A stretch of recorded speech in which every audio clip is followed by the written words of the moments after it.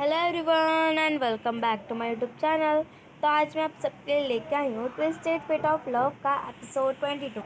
तो episode 22 start होता है, हमें सीन दिखाया जाता है कि अब ना जो वो फेंगयान है वो तो अपनी सफाई दे रहे होता है और कहते कि सच में उजला कोई मुझे मारने आया है, इसकी वजह से मैं इसे मार दिया। तो फिर कॉन्फ्रेंस कहते हैं कि हम लोग ने 1 घंटे पहले ही देखा था कि आपके लोगों ने ही बचा के लाया था ये इंची को यहाँ पर।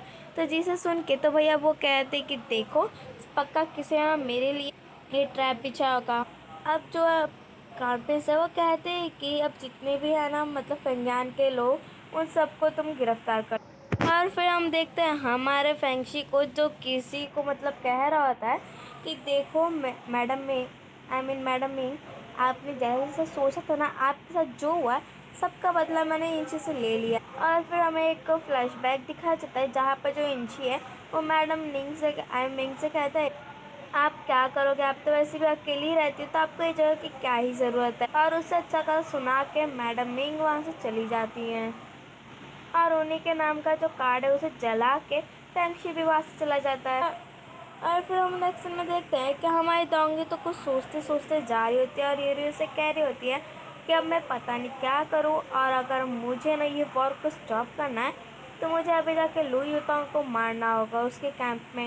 तभी वो देखती है कि जो दौला है वो कुछ लेके जा रहा होता है इतनी रात को, जिसे देख के उसे डाउट होता है और वो सोचती है आखिर इतनी रात को ये जा कहाँ रहा है।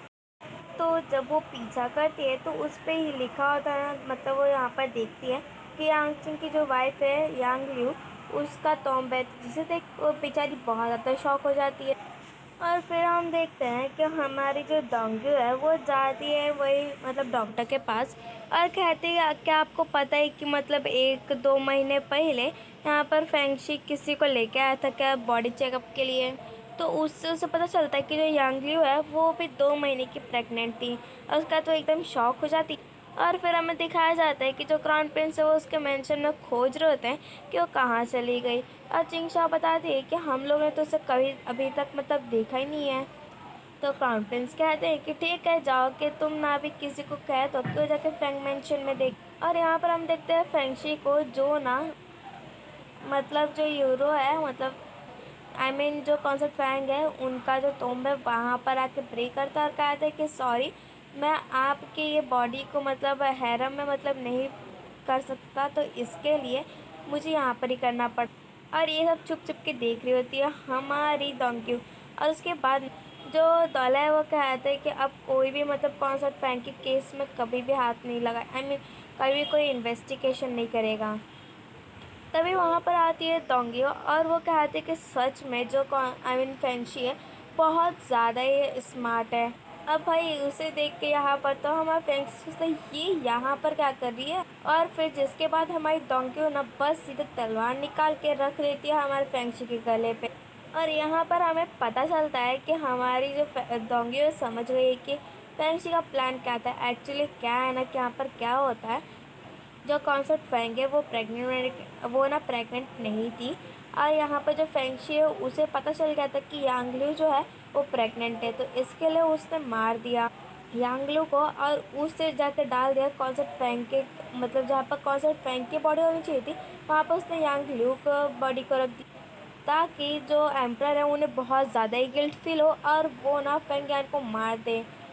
मतलब ऐसे कुछ करके उसे डिपोस्ट कर दें। और यहाँ पर हमारी दोंग्यू कह रहे होते हैं कि आपको क्या लगा कि आपका जो प्लान है वो किसी को पता नहीं चलेगा। और इसलिए तो हमारा फ्रेंडशिप भी कह रहा था कि मतलब जो कौन सा फ्रेंड को कह रहा होता है कि देखो आपकी जो बॉडी है उसे मैं हैरम में तो नहीं रख सकता, इसके लिए मुझे माफ़ करना। उसके बाद जो दौल है वो कहते हैं कि आप जैसा सोच रहे हो ना वैसा बिल्कुल भी नहीं है। पर हमारी दोंग्यू तो सुनने के लिए तैयार ही नहीं थी और वो कहती है कि आपने बस अपने कौन सा फैंग को रिवेंज लेने के चक्कर में आपने 2 लोगों की जान ले ली। फेंग लियू और उसके बच्चे की, क्योंकि उसे पता चल गया था कि मतलब उसने बस बॉडी को एक्सचेंज कर दिया है। उसके बाद जो फेंग शी है वो कहता है कि हाँ ये सब मैंने ही किया। और उसके बाद हमारे दोंगे कहती है कि मतलब तुम्हारे लिए मैं और कुछ नहीं, बस तुम तुम जो चाहते थे वो बस तुम मुझसे करवा रहे थे और कुछ नहीं, है ना।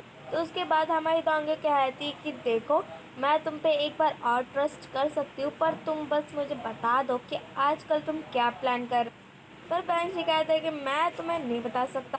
उसके बाद जो फैंक्शी है ना, वो जानबूझ के डोंगी की तलवार को अपने अंदर घुसा लेता है। तो डोंगी चिल्ला के कहती कि अगर तुम मेरे करीब आए, तुम्हें क्या लगता है कि मैं तुम्हें मार नहीं सकती क्या? तो फिर जो फैंक्शी वो कहते कि देखो, अगर तुमने मुझे मार दिया मतलब तुम पक्का मुझ पर ट्रस्ट नहीं करती, और अगर तुमने मुझे नहीं मारा तो मतलब तुम मुझ पर ट्रस्ट करती। तो हमारी डोंगी ना क्या करती कि जो फैंक्शी का जेट प्लेट था उसी को काट देती है और कहती अब से हम दोनों ना ये जेट प्लेट जैसे ना ही हम लोग कभी भी एक हो ही नहीं सकते। और ये बोल के वहाँ से भाग जाती है। तो फिर जो फेंगशी वो कहता है दौले को कि देखो जाके तुम इस पे नज़र, नहीं तो ये पक्का कुछ ना कुछ उटपटांग तो कर ही देगी। जहाँ पर दौले का मन तो नहीं कर रहा होता फेंगशी को ऐसे छोड़ के जाने का, पर वो चला ही जाता है। और फिर हम देखते हैं हमारे चिंगशा को, जो आके क्राउन प्रिंस को रिपोर्ट करती है कि हम लोग ने उसे कहीं देखा नहीं है, पर स्विमिंग पोस्ट पे हमारे जो लोग हैं उन्होंने हमें बताया है कि मतलब जो डोंगी है वो अभी मतलब लियुआन की तरफ से गई है। तो क्राउन प्रिंस समझ आते कि वो तो गई होगी पक्का लू युतोंग को मारने के लिए, क्योंकि लियुन में ही तो लू युतोंग अभी रह रहा है। तो इसके लिए वो कहते कि चलो एक काम, सारे सोल्जर्स को जल्दी से बुलाओ और कहो कि चलना है अभी, मतलब कहीं जाना है। और यहाँ पर हम देखते हैं डोंगी को जो गई होती है लू युतोंग को मारने के लिए, और कहती है कि एक बार अगर मैंने लू युतोंग को मार दिया सारी की सारी प्रॉब्लम सॉल्व हो जाएगी। अंदर हम देखते हैं हमारे डोंगी को, जो आ गई होती है अब भेष बदल के लू युतोंग के सोल्जर के रूप में। अब जहाँ पर हम नेक्स्ट सीन में ही देख कि जो मुरोंग ई का जो था मतलब पार्टनर था, समझ लो पार्टनर या फिर उसका बॉडीगार्ड ही समझ लो, वो कहता है कि तुम्हें पता ही होगा कि यहाँ पर मतलब यहाँ पर जितने भी ये सामान है, वॉर के हथियार हैं, ये सब बहुत इंपॉर्टेंट है, तो संभाल के लेके जाओ। और यहीं पर हम देखते हैं कि हमारी चिंगशा कहती है क्राउन प्रिंस से कि आपको ऐसा नहीं लगता कि मतलब एक पर्सन को बचाने के लिए हमें इतनी बड़ी वाली मतलब सेना की टुकड़ी नहीं लेके आनी चाहिए? एक तो हम लोग कितने जल्दबाजी में वो भी लू युतोंग के इलाके में हम लोग ने एंटर किया है, उससे क्या शक नहीं होगा? तो कहते कि बस मुझे बचाना है तो बचाना है। और यहाँ पर हम देखते हैं हमारी डोंगियों को, जो आई होती है मतलब आग लगा रही होती है, पर तभी उसकी बांसुरी बजने तो इससे उसे डाउट हो जाता है कि पक्का यहाँ पर फैंगशी भी है, और वहाँ पर सच में फैंगशी आया भी होता है। और फिर हमें पास्ट का सीन दिखाया जाता है जहाँ पर हमारा फैंगशी कहता है मुरोंगी से कि हमें अपने प्लान को थोड़ा बदलना होगा, और साथ ही जितना जल्दी हो सके उतना जल्दी ही ये महीने में ना हम लोग को लू युतोंग को मारना होगा। अपने लोगों को जल्दी उसके उसके जितने भी सोल्जर्स उन सब में भेजो। तो मुरोंगी पैसे की बात लेने लगती है, तो वो कहता है तुम टेंशन मत लो। और हाँ, एक और बात कि एक लड़की मतलब डोंगी है ना, वो भी उसमें एंटर करने वाली है, पर तुम्हें उसे मारना नहीं, उसे बचाना। तो मोरंगी कहती कि आपको तो ये पता ही होगा कि मतलब किसी को मारना आसान होता है पर बचाना बहुत मुश्किल। पर उसके बाद में हमारा जो फेंगशो कहती कि देखो हाओशान जो है ना, वहाँ पर अब जल्दी मैं अपना इलाका लगाने वाला हूँ, तो इसके लिए तुम्हें वहाँ से प्रॉफिट होगा, तो तुम्हारी मर्ज़ी तुम्हें क्या करना है। तो मोरंगी भी मान जाती। और फिर हम नेक्स्ट में देखते हैं फैंगशी को, जो लुयुतोंग के पास आया था और कहते हैं कि सच में आप तब एकदम जल्दी राजा बनने वाले हो, वैसे ही लग ही रहे हो। तो फिर जो लुयुतोंग होता है वो कहते हैं कि देखो अपनी बकवास की बातें बंद ही रखो अपने मुंह में, और ना तुम्हें क्या बात करनी है वो। तो फिर जो फैंगशी कहता है कि आपको तो वैसे पता ही हो कि जो दाइन के एम्परर हैं लिंग, वो मतलब उतना उनको स्टेट के अफेयर्स में पढ़ना अच्छा नहीं लगता, और उनके जितने भी सब हैं जो उनके अंडर में काम वाम करते मिनिस्टर्स हैं, वो सब कितने कितने करप्ट। और आपको तो ये भी पता होगा कि आपकी जो आर्मी बहुत ज़्यादा ही मतलब स्ट्रांग है फाइनेंशियली भी और मेंटली। हाँ, अब यहाँ पर ना हमारा जो फैंक्शन साफ साफ कहता है कि मुझे आपके साइड आना चाहिए, जिसे सुन के अब लुइतोंग कहते कि अच्छा तो क्या आप भी अब एम्परर हमारे जो एम्परर हैं उनके गद्दार बनना चाहते हो? तो कहते हैं कि हाँ बिल्कुल, क्यों नहीं। फिर एक गिफ्ट भी दे। अब भाई यहाँ पर ना जो लुई तांग है वो आधा समझ ही गया होता है कि चलो ठीक है, अब ये मेरे साइड आ ही गया है तो अच्छी बात। और फिर यहाँ पर हम देखते हैं हमारी तांग को जो बांसुरी के देख के सोचे हो कि अगर उसने यहाँ के जितने भी वॉर के हथियार है, बम, उन सबको अगर इसने बर्बाद करे तो उसमें फैंगशी भी मारा जा सकता। और फिर हम देखते कि उसके पास ना वो जेट प्लेन रहता है, फेंगशी वाला। और हमें पता चलता है कि वो भागते बाद में गई थी और फेंगशी का जो जेट प्लेट है उसे उठाती है और उसे अपने पास ही रख लेती है। और हम देखते हैं कि जो उसने आग वाग लगाई थी उसे जाके बुझा देती है। और वहाँ पर हम देखते हैं कि जो चेंजिन हाई होता है वो आता है और उसके गले पे डायरेक्टली रख देता है चाकू, आई मीन तलवार। और फिर हम देखते हैं कि जो कंट्री का डिफेंस मैप है वो गिफ्ट एज अ गिफ्ट फेंगशी ने दिया होता है, वो भी लुई को। तभी उन लोगों को रिपोर्ट आती है कि एक फीमेल ना आई होती है लुई को मारने के लिए। इसे सुन के तो अब हमारा जो लुई है वो देखता है, अरे वाह भाई कौन है। और यहाँ पर जैसे वो डोंगी को देखते हो कहते हैं, सच में तुम बहुत ज़्यादा ही खूबसूरत हो, बस तुम अपनी ब्यूटी को या फोकट के कामों में बर्बाद कर रही हो। और उसके बाद वो तो कहता है कि देखो तुम तो मतलब अब तुम्हारा जो मास्टर वो बहुत गलत था। और इससे लग रहा होता है लुई तोंग को कि डोंगी का मास्टर और कोई नहीं, हमारा फेंगशी। हमारे डोंगी कहते हैं कि ये सब मैंने अकेले ही किया है और इसमें फेंगशी की कोई भी गलती नहीं है। तो उसके बाद जो लू युतांग है वो कहता है कि फेंगशी देखो, अगर तुमने इसे मार दिया तो मैं तुम पे भरोसा कर सकता हूँ, पर अगर तुमने इसे नहीं मारा तो मैं तुम दोनों को यहीं पर मरवा दूँ। और फिर हम देखते हैं हमारे फेंगशी को जो तलवार लेके एकदम आता है उसके गले पे रख देता है डोंगी के। और बेचारी तब क्या ही कर सकती। तभी फेंगशी की नजर आती है उसके जेट प्लेट पे, तो वो कहता है कि इतना ही काफ़ी है कि तुम तुम्हारे दिल में अभी भी मैं ही हूँ। और फिर क्या था, मुरोंग ई आ जाती है और वहाँ पर फाइटिंग शुरू हो जाती है।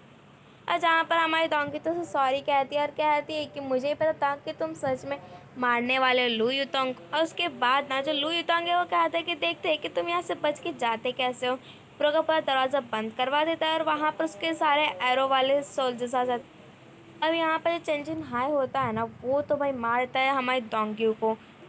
और उसके बाद वहीं पर वो मुरोंग ई को भी मार देता है और साथ ही इन दोनों को भी एक एक तीर लग जाता है। और इस टाइम पे भी हमारी डोंगी से सॉरी बोलती है और बोलते कि मुझे नहीं पता था कि तुम मतलब ऐसा तुम लुई तोंग को मारने का ही सोच रहे हो ऐसा करके। तो हमारा फेंगशी कहा था कि तुम टेंशन मत, और फिर जाके सबसे फाइट करने लग। और यहाँ पर हमारे डोंगी चिल्लाते रह जाते कि प्लीज़ ऐसा मत करो, तुम बहुत ज़्यादा ही हटो। और फिर उसे सीन याद आता है कि जब फाइट हुई थी और उसके बाद वो रोने लगती है और कहती है कि मुझे माफ़ करना हीरो, मैं सच में फ़ेल हो गई अपना मिशन कंप्लीट करने। और वो अपने आँखें भी बंद कर लेती है और वो सीन भी याद करती है जब यूरियो ने आके उससे मतलब बांसुरी दी थी एंड साथ ही साथ उसे यहाँ पर टेलीपोर्ट किया। और फिर हम देखते कि सब का सब चीज़ रिपीट होता है, रिवर्स होता है।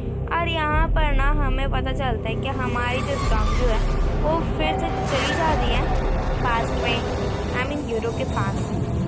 और फिर वहाँ पर वो कहते हैं कि क्या मुझे एक और चांस मिल सकता है ये सारी की सारी चीज़ को वापस से कर। तो जो हीरो है वो कहता है कि क्या सच में मतलब तुम ऐसा करना चाहती हो।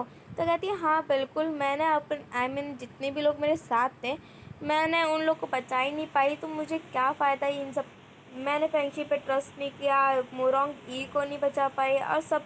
तो कहता है हीरो कहता है कि देखो तुम क्या सच में फिर से शुरू करना चाहती हो, चाहे उसकी प्राइस कुछ भी हो। और उसके बाद वो कहती है हाँ बिल्कुल। तो कहता है कि ठीक है फिर, तब तुम अपनी आँख बंद करो और वो उस जगह के बारे में सोचो और वो टाइम के बारे में जब जो टाइम में तुम्हें जाना है। और वो सोचते कि जब वो जा रहे होते लुई टोंग को मारने के लिए उस टाइम पे जाने का। और फिर जो हीरो होता है वो कहता है कि अभी ये जब मैं बजाऊंगा ये फ्लूट ना, ये बांसुरी जैसे मैं बजाऊंगा और इसमें कि जो लाल वाला ब्लड है वो अगर स्प्रेड जितना ज़्यादा तेज़ी से स्प्रेड होता रहेगा वो इतना ही मतलब ये बांसुरी की जो पावर है वो कम होती जाएगी और ये तुम्हें भी अफेक्ट कर ही सकता है। और फिर हम देखते हैं हमारे डोंगी टेलीपोर्ट होते हैं। अब भाई मुझे तो टेलीपोर्ट ही शब्द तो समझ में आ रहा है, तो मैं और कुछ थोड़ी कह सकता है। इन लोग के पास कोई मशीन तो है ही नहीं कि ये लोग मतलब उससे टेलीपोर्ट हो जाए।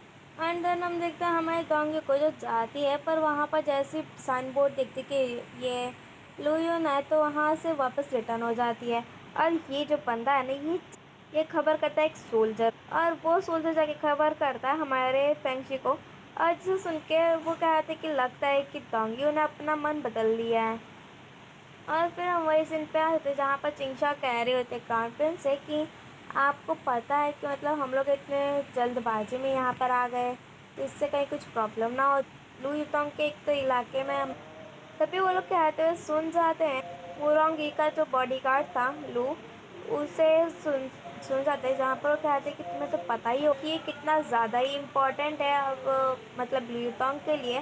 तो और यहाँ पर ये किशान का जो भी है मतलब और किशान का जितना भी पूरा वॉर के हथियार है वो सब यही है। तो जिसे सुन के अब वो कहते हैं चिंग चाक के अब हम लोग को क्या करना चाहिए।